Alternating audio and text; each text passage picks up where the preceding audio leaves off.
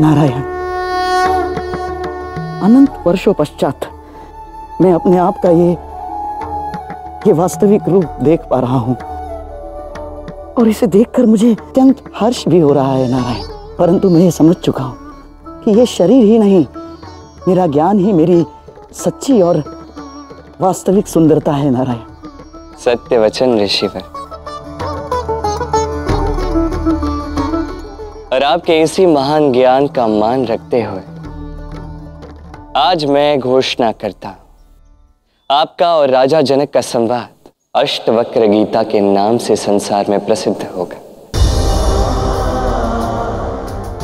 संसार मेरी गीता से पूर्व अष्टवक्र गीता को स्मरण रखेगा ऋषिवर। मैं धन्य हो गया नारायण, मैं धन्य हो गया। नारायण, आप तो जानते ही हैं कि मेरी मुक्ति आप ही के सानिध्य में होनी थी। अब आज्ञा दे नारायण।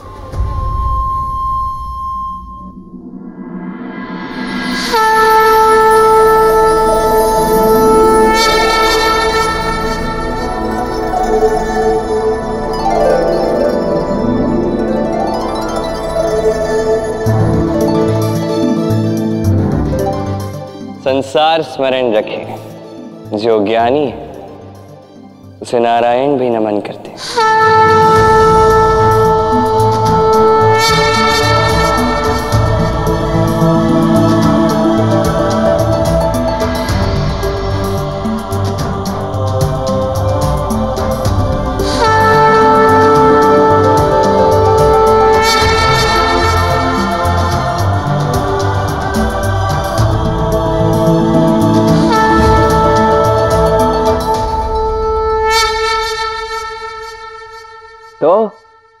तो अब चलेगा ना? तुम्हारा ये कार्य तो संपन्न हुआ। चलो। नहीं नहीं, अभी कहाँ, अभी एक कार्य शेष है। अब कौन सा कार्य शेष है? आपने राधा को बुला के लाई। क्या यहाँ वहां देकर जाके बुला के लाइए। उग्रपद काका आने देंगे राधा को यहाँ? अवश्य आने देंगे, क्यों नहीं। किंतु मैं उनसे कहूंगा क्या? कहो कि ऋषि अष्टवक्र ने राधा को बुलाया है, बस। फिर यहाँ वहां देख रहे हैं, जाके बुला के लाइए ना। अरे जब ऋषि अष्टवक्र यहाँ है ही नहीं तो कैसे कहूं? ये आप जानते हो, ये मैं जानता हूं, वो थोड़ी ना जानते हैं। नित नई नई युक्तियां कहां से लाते हो खाना? समय जा रहा है, आप कब जाओगे? हाँ, जा रहा हूं।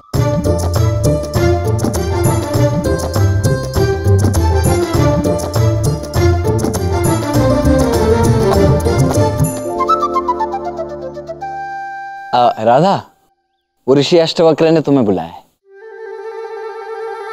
हाँ चलो। काका, ऋषि अष्टवक्र ने केवल राधा को बुलाया है। यदि आप सभी भी वहां गए तो उन्हें क्रोध आ सकता है। अच्छा, जैसी उनकी इच्छा। राधा बेटी, तुम जाओ।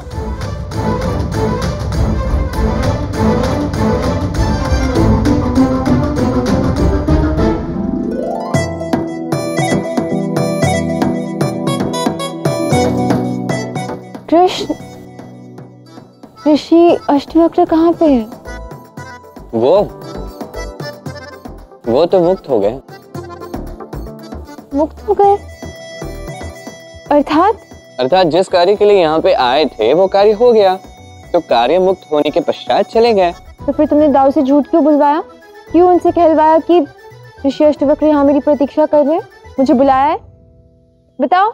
अब सत्य क्या है, झूठ क्या है, क्या तुम्हें ज्ञात है? सत्य ये है राधा के इस संसार में हर एक जीव मेरा ही अंश है।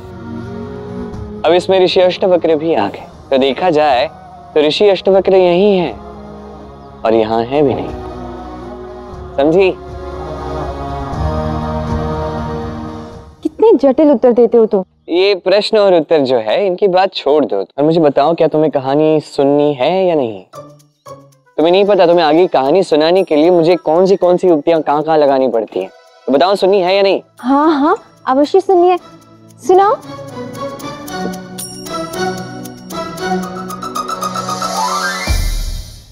वहां लक्ष्मी कर रही थी धरती की रक्षा और यहाँ नारायण कर रहे थे उनके लक्ष्मी की प्रतीक्षा।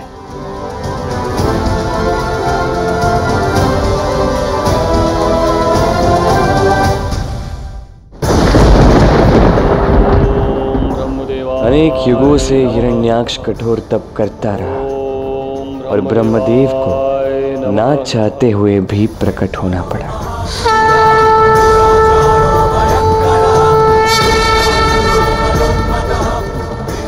हिरण्याक्ष,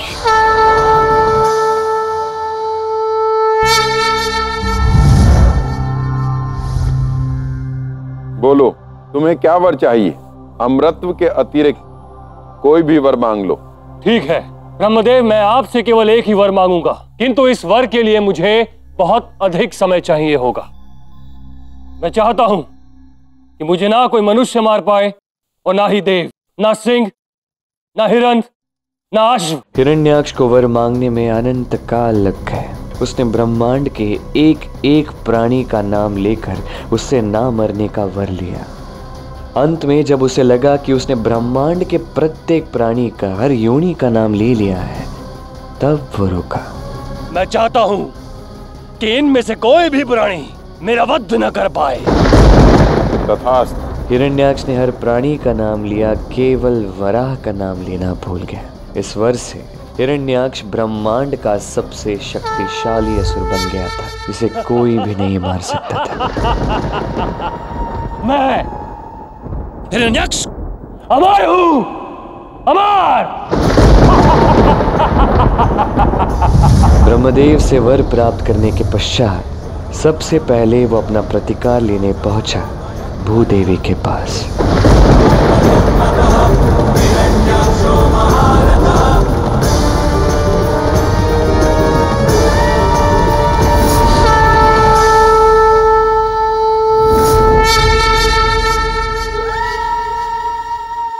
विष्णु पत्नी होने पर बड़ा गर्व है तुझे भूदेवी। इसी गर्व में तुम मेरे हिरण्याक्ष के विरुद्ध गई।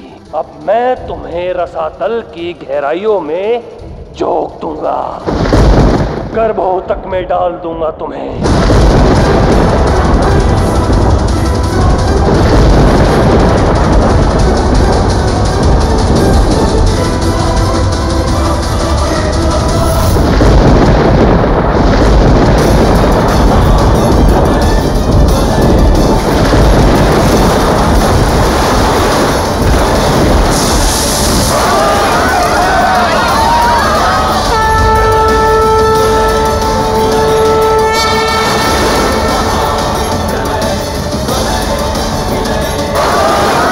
मेरी प्रत्येक संतान का जीवन संकट में है।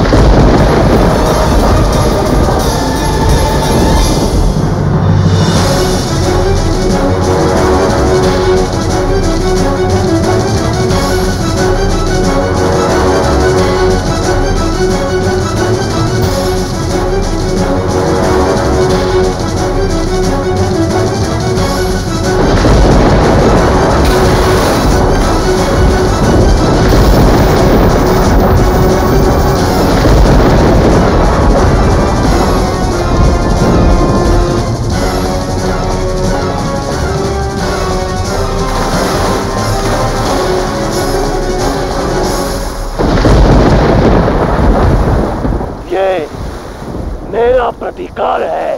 देखता हूं कब तक भूदेवी इस पृथ्वी की रक्षा कर पाती है। जब इसकी शक्ति समाप्त होगी तब इसकी आंखों के सामने इसकी प्रिय संतान मनुष्य और प्राणियों का अंत होगा। माता हूं मैं इस लोक की, अपनी संतानों को बचाने के लिए पूरा बल लगा दूंगी।